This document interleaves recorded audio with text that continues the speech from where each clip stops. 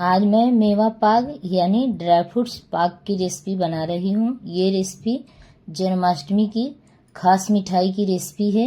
तो एक बार आप इस तरीके से इस जन्माष्टमी पर ये मेवा पाक की रेसिपी आप बनाकर कान्हा जी को भोग लगाइए। कान्हा जी भोग को खाकर बहुत ही प्रसन्न होंगे। या फिर आप इसे बनाकर व्रत से हैं तो आप व्रत में भी इसे खा सकते हैं।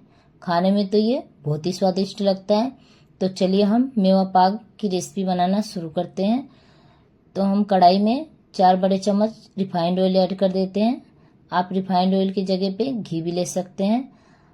अब हम इसमें ये मैंने बादाम लिया है, बादाम को ऐड कर देते हैं। गैस का फ्लेम हम लो रखेंगे। लो फ्लेम पे हम बराबर चलाते हुए बादाम को भून लेते हैं। तो बादाम को हम तब तक भूनेंगे जब तक कि हल्का सा ब्राउन कलर बादाम में ना आ जाए। तब तक हमें बादाम को बराबर चलाते हुए लो फ्लेम पे भून लेना है।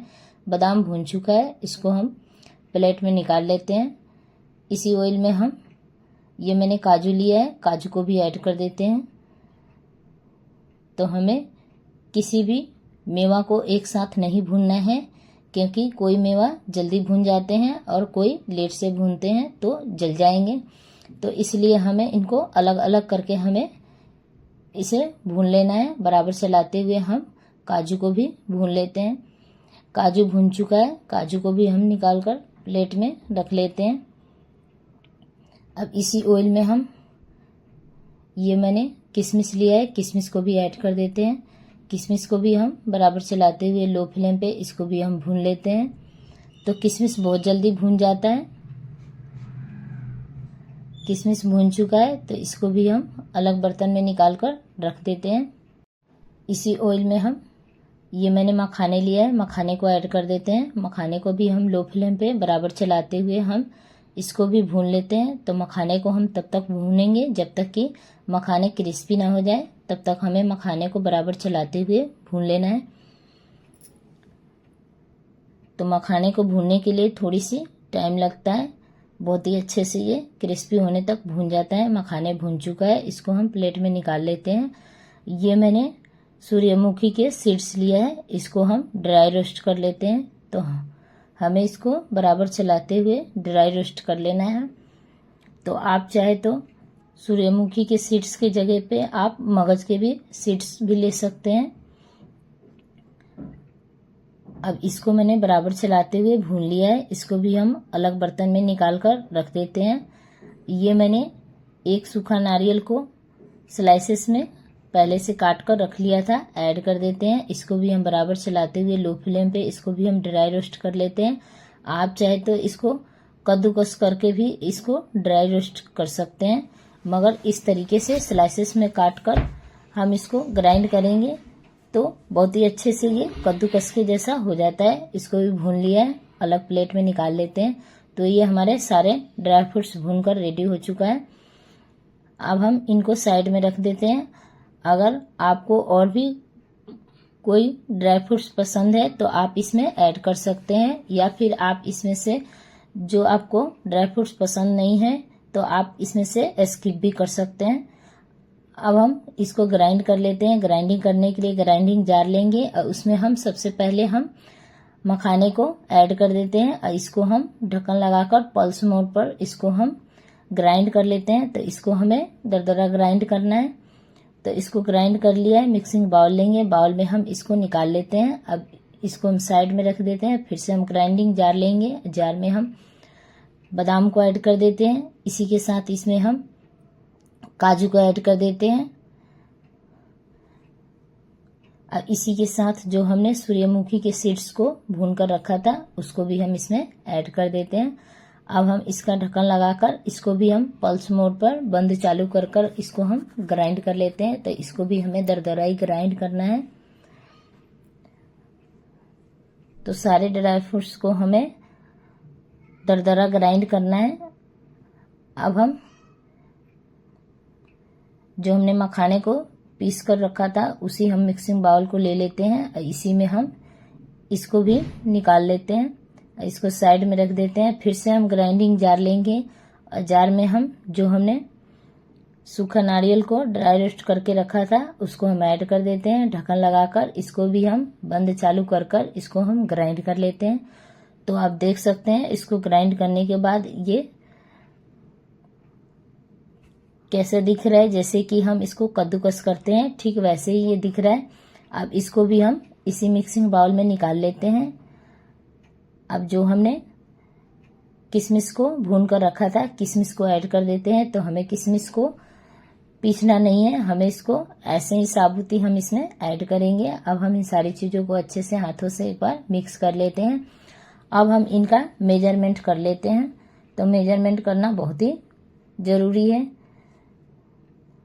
तो मैंने इनको पहले मेजरमेंट नहीं किया था, अब हम इनको मेजरमेंट कर लेते हैं। तो आप मेजरमेंट करने के लिए कोई भी कप या कटोरी सेट कर सकते हैं। तो मैंने कटोरी लिया है।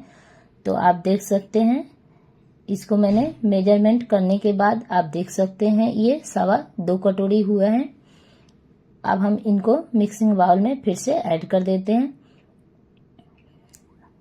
अब इसको हम साइड में रख देते हैं। अब ये मैंने गुड़ लिया है, तो आप चाहे तो इसको चीनी में भी बना सकते हैं। मैं इसको गुड़ में बना रही हूँ। तो जिस कटोरी से हमने मेवा को नापा था उसी कटोरी से मैं गुड़ को नाप रही हूँ। तो आप देख सकते हैं 2.25 कटोरी मेवा के लिए 1 कटोरी गुड़ काफ़ी है, मीठे के लिए बिल्कुल परफेक्ट है। अब इसको हम साइड में रख देते हैं। चलते हैं गैस की तरफ। कढ़ाई में हम गुड़ को ऐड कर देते हैं। इसी के साथ इसमें हम आधी गिलास पानी ऐड कर देते हैं। तो हमें पानी की मात्रा ज़्यादा ऐड नहीं करने हैं, सिर्फ हम आधा गिलास ऐड करेंगे। अब इसको हम मीडियम फ्लेम पे बराबर चलाते हुए हम गुड़ को मेल्ट कर लेते हैं। जब तक गुड़ हमारा मेल्ट हो रहा है तब तक हम इसको सेट करने के लिए ये मैंने प्लेट लिया है। तो प्लेट को हम ऑयल से ग्रीस कर देते हैं, जिससे कि जब हम इसमें इसको जमाएंगे तो ये प्लेट को आसानी से छोड़ देगा। अगर आपके पास कोई बर्फी जमाने वाला भी ट्रे है तो आप वो भी ले सकते हैं। अब हम फिर से पाक को चेक कर लेते हैं। तो पाक को हमें तब तक पकाना है जब तक कि आप देख सकते हैं मैं हाथों में लेकर इसको दिखा रही हूँ। एक तार की जब ये बंधने लग जाए तब आप समझ जाइएगा कि ये हमारा पाक रेडी हो चुका है। तो अब जो हमने मेवा को पीस कर रखा था, हम सारे मेवा को इसमें पीसे हुए को ऐड कर देंगे। गैस का फ्लेम हम मीडियम ही रखेंगे। अब मीडियम फ्लेम पे इसको हम बराबर चलाते हुए तब तक पकाएंगे जब तक ये डो के फॉर्म में ना आ जाए। मैं यहाँ पे हरी इलायची का पाउडर डालना भूल गई थी, तो आप जरूर से इसमें इस समय हरी इलायची का आधी चम्मच पाउडर ऐड कर सकते हैं। अब ये डो के फॉर्म में आ चुका है, तो गैस का फ्लेम ऑफ कर देते हैं। जो हमने प्लेट को ऑयल से ग्रीस करके रखे थे हम उसमें इसको ऐड कर देते हैं। अब इसको हम चम्मच से इस तरीके से दबा दबा कर अच्छे से हम इसको सेट कर देते हैं। अब इसके ऊपर हम जो हमने ड्राई फ्रूट्स को भून कर रखे थे उसी में से मैंने थोड़ी सी ड्राई फ्रूट्स को बचा लिया था, हम उसी ड्राई फ्रूट से हम इसको गार्निश कर देते हैं। तो हम इसको गड़ी से, बादाम से और किशमिश से और पिस्ता से इसे हम गार्निश कर देते हैं। तो आप देख सकते हैं ये हमारे मेवा पाक देखने में कितना खूबसूरत लग रहे हैं। ये जितना देखने में खूबसूरत है उससे कहीं ज़्यादा ये खाने में टेस्टी लगते हैं। अब हम इनको हाथों से, हल्के हाथों से हम इस तरीके से इनको दबा देते हैं, जिससे कि जो हमने ड्राई फ्रूट से गार्निश किया है वो अच्छे से इसमें सेट हो जाए। अब ये जमने के लिए बिल्कुल रेडी हो चुके हैं। तो इसको हम आधे घंटे के लिए रूम टेम्परेचर पे रख देते हैं। ये बहुत ही आसानी से रूम टेम्परेचर पे आधे घंटे में अच्छे से सेट हो जाते हैं। तो आधे घंटे बाद हम इसको देख लेते हैं, तो ये बहुत ही अच्छे से सेट हो चुके हैं। अब इसको हम काट लेते हैं। तो इसको हम चाकू के मदद से इस तरीके से काट लेते हैं। तो मैं इसको स्क्वायर शेप में काट रही हूँ। आप अपने मनपसंद कोई और भी दूसरे आप शेप में इसे काट सकते हैं। तो आप एक बार इस तरीके से इस मेवा पाक को आप बनाकर ज़रूर से ट्राई कीजिएगा और मुझे प्यारा प्यारा से कमेंट करके ज़रूर से बताइएगा कि आज की हमारी ये मेवा पाक की रेसिपी आपको कैसी लगी। तो एक मेवा पाक को मैं निकाल कर दिखा रही हूँ, आप देख सकते हैं ये कितनी अच्छी तरीके से बनकर रेडी हो चुके हैं। कोई देखकर बता ही नहीं सकता कि ये मेवा पाक हमने घर पर बनाया है। अब चलते हैं हम इसको सर्व कर लेते हैं। तो सर्व करने के लिए मैंने प्लेट लिया है, प्लेट में हम इनको सर्व कर लेते हैं। तो आप इसे बनाकर कान्हा जी को इस जन्माष्टमी पे ज़रूर से भोग लगाइए। कान्हा जी खाकर तो बहुत ही प्रसन्न होंगे। अब मैं एक मेवा पाक को तोड़कर दिखा रही हूँ, आप देख सकते हैं इसका टेक्सचर आप देखकर ही समझ सकते हैं कि इसका टेस्ट कितना बढ़िया होगा। तो आप इसे बनाकर 2 हफ्ते तक स्टोर कर रखकर भी आराम से इसे खा सकते हैं। खाने में तो बहुत ही टेस्टी लगता है।